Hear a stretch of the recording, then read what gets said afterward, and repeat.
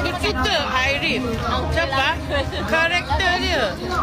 Sebabnya Aina jual mahal. Bukan Aina tak nak layan Rif. Tapi Aina jual mahal dalam konten. Kau tengok Rif kejar.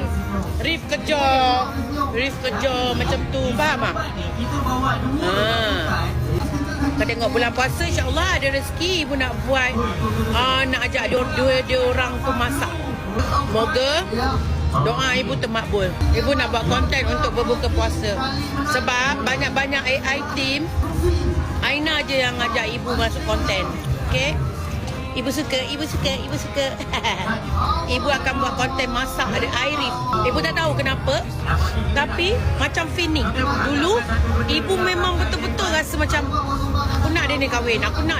Sebab dia asyik gaduh. Macam tu juga Aina jual mahal.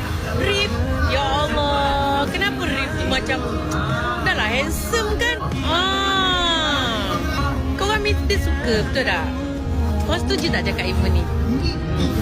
Lepas tu sebelum masuk partnership, okay, masa kursi panas, dia tak ada, dia cuma cakap dia nak partner dengan Aina.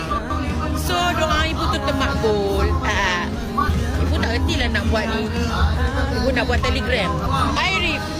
Rif seorang yang gentleman. Tapi ibu dah target awal-awal Rif dengan Aina akan